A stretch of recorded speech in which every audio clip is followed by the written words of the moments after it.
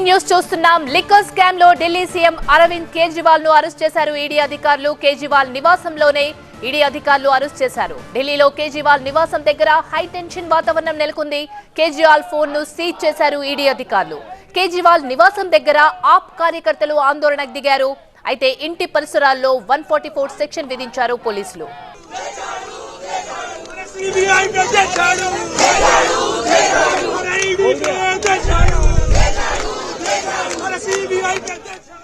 Delhi liquor scam లో high drama మధ్య CM Kejriwal ను అరెస్ట్ చేసింది ఈడీ. కేజ్రీవాల్ నివాసంలో 2 గంటల పాటు విచారించిన తర్వాత అరెస్ట్ చేశారు. అరెస్టుకు ముందు కేజ్రీవాల్ నివాసంలో ఈడీ సోదాలు చేసింది. ఆయన ఫోన్ తో పాటు 2 ట్యాబ్లను సీజ్ చేసింది.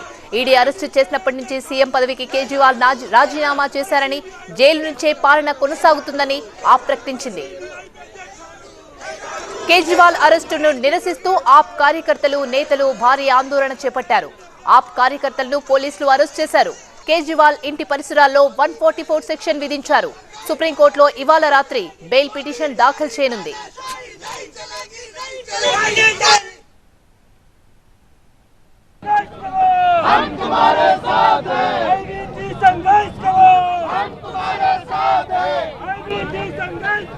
సర్చ్ వారెంట్ తో కేజ్రీవాల్ నివాసానికి చేరుకున్నారు ఈడీ అధికారులు. తనను అరెస్టు చేయకుండా రక్షణ కల్పించాలని ఢిల్లీ హైకోర్టును ఆశ్రయించారు కేజ్రీవాల్. అయితే అరెస్టు నుంచి రక్షణ కల్పించడానికి ఢిల్లీ హైకోర్టు నిరాకరించింది. కేజ్రీవాల్ పిటిషన్ పై విచారణను ఈ నెల 22వ తేదీకి వాయిదా వేసింది న్యాయస్థానం. దీంతో ఈడీ అధికారులు వెంటనే యాక్షన్ ప్రారంభించారు. మరోవైపు ఆప్ నేతలు అత్యవసరంగా భేటీ అయ్యారు. ఢిల్లీ హైకోర్టు తీర్పుపై సుప్రీంకోర్టును ఆశ్రయించారు ఆప్ నేతలు.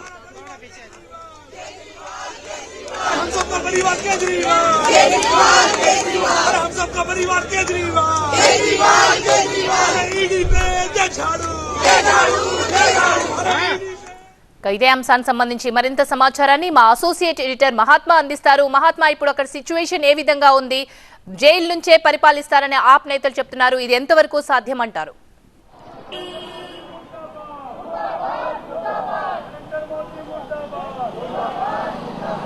అరవింద్ కేజ్రీవాల్ నివాసం వద్ద పరిస్థితి చాలా ఉద్రిక్తంగా కనిపిస్తూ ఉంది. కార్యకర్తలు ఒకవైపు నినాదాలు చేస్తూ ఉన్నారు. కేంద్ర ప్రభుత్వానికి వ్యతిరేకంగా, దర్యాప్తు సంస్థ ఈడీకి వ్యతిరేకంగా నినాదాలు చేస్తూ ఇక్కడ అటకాయించే ప్రయత్నం చేశారు. కొద్దిసేపటి క్రితమే ఈ మార్గం అంతా కూడా పూర్తిగా ఆమ్ ఆద్మీ పార్టీ కార్యకర్తలతోటి నిండిపోయి ఉంటే వారిని భద్రతా బలగాలు, పారామిలిటరీ ఫోర్సెస్ అరెస్ట్ చేసి తీసుకుని వెళ్ళాయి. ఇటువైపు చూస్తుంటే ఇంకా కొంతమంది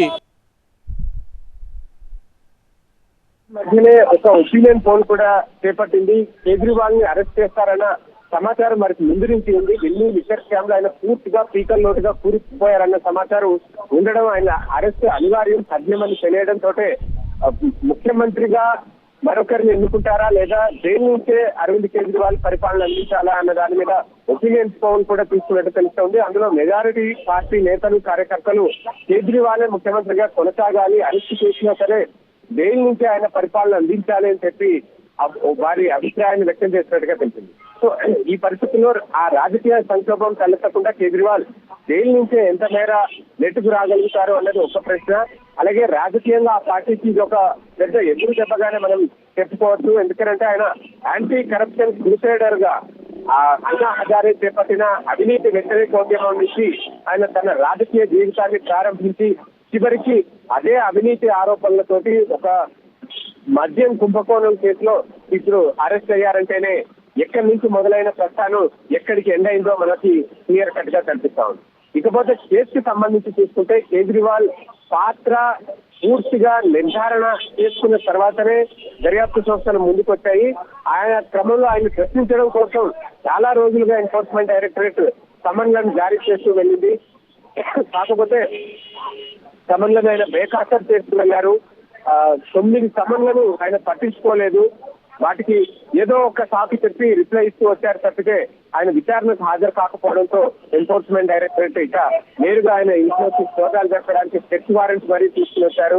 కొద్దిసేపు సెర్చ్ జరిపి 2 గంటల పాటు ఆ ఇంట్లో సోదాలు జరిపి ఆయన సెల్ ఫోన్ తో పాటుగా ఆయన ఉపయోగించిన ఇతర ఎలక్ట్రానిక్ గ్యాడ్జెట్స్ ని స్వాధీనం చేసుకున్నారు. అనంతరం అరెస్టు చేసినట్టు ప్రకటించారు. ఇప్పుడు సీన్ ఇంటి దగ్గర నుంచి ఈడీ ఆఫీస్ కి మారుతోంది. ఇక్కడ ఉన్న కార్యకర్తలందరూ మళ్ళీ ఈడీ ఆఫీస్ కి బయలుదేరి వెళ్తున్నారు.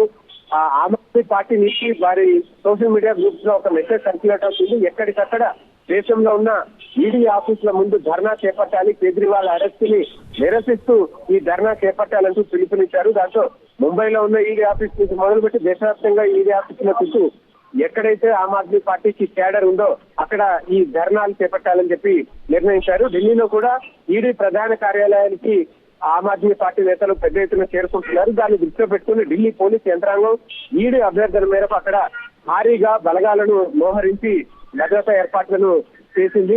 ఇప్పుడు కేజ్రీవాల్ నివాసం దగ్గర జనం పంచబడుతుంది. మహాత్మా ఎప్పటి వరకు రిమాండ్ లో ఉంచే అవకాశం ఉందంటారు? ఇప్పటి వరకు 9 సార్లు నోటీస్ ఇచ్చారు అరవింద్ కేజ్రీవాల్ కి, అయినా కూడా ఎప్పుడు కూడా ఆయన విచారణకు హాజరు కాలేదు. ఫైనల్ గా అరెస్ట్ చేశారు. ఎప్పటి వరకు కస్టడీ విధించే అవకాశం ఉందంటారు? ఈడీతో పాటు సిబిఐ కూడా విచారించే అవకాశం ఉందా?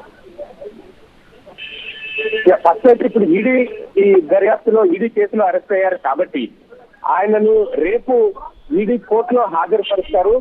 ఆ కోర్టు హాజరుపరిచిన సందర్భంలో ఒక కస్టడీ పిటిషన్ కూడా దాఖలు చేసి ఆయన మీద ఉన్న అభియోగాలు, తాము సేకరించిన ఆధారాలు, ఆయన పాత్ర ఏంటి ఈ ఢిల్లీ మద్యం కుంభకోణంలో అన్నది ఆ కస్టడీ పిటిషన్ లో ప్రస్తావిస్తారు.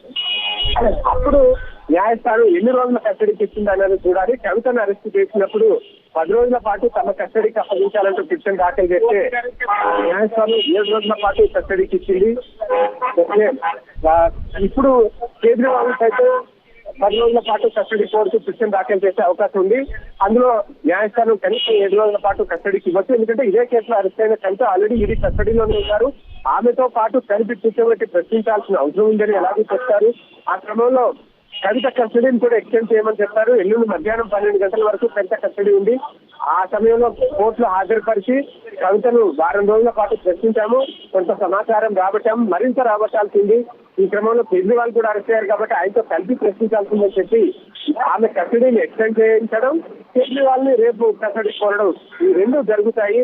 ఫర్దర్ గా ఇద్దరిని 10 రోజుల పాటు తమ కస్టడీలో ఈడీ ఆఫీస్ లో ఉంచి ప్రశ్నించినప్పుడు ఈ కేసుకు సంబంధించి ఫర్దర్ గా ఇంకొంత సమాచారాన్ని రాబట్టే అవకాశం ఉంటుంది. కాబట్టి ఈ కేసులో ఇప్పటికే అరెస్ట్ అయిన నిందితులు వారు అప్రూవర్ గా మారి మరీ సమాచారాన్ని ఇచ్చారు. ఆ వాంగ్మూలాలు అత్యంత పకడ్బందీగా చాలా కీలకంగా మారాయి. 100 కోట్ల రూపాయల ముడుపుని అడ్వాన్స్ గా చెల్లించడం, ఆమ్ ఆద్మీ పార్టీ అప్పుడు జరిగిన గోవా ఎన్నికల్లో వాటిని కొంతమేర ఖర్చు పెట్టడం, ఇవన్నీ కూడా అందులో ఎవిడెన్సెస్ అంటే వాట్సాప్ సంభాషణలు, అలాగే ఈ లావాదేవీలు మధ్యవర్తులు ఇచ్చిన వాంగ్మూలాలు ఇవన్నీ కూడా ఉన్నాయి. సో మనీ లాండరింగ్ అన్నది జరిగింది అన్నదాన్ని ఎస్టాబ్లిష్ చేసే ఆధారాలు ఉన్నాయి. కాబట్టి సీఎం స్థాయిలో ఉన్న వ్యక్తుల కోసం అరెస్ట్ చేయడానికి ఈడీ ముందుకొచ్చిందని ఇప్పుడు ఆయన్ని కస్టడీలోకి తీసుకోవడం మీద వారి ఫోకస్ ఉంటుంది. రేపు కోర్టులో హాజరుపరిచాక ఈ కస్టడీ సెక్షన్ దాఖలు చేస్తారు. Right, thank you Mahatma.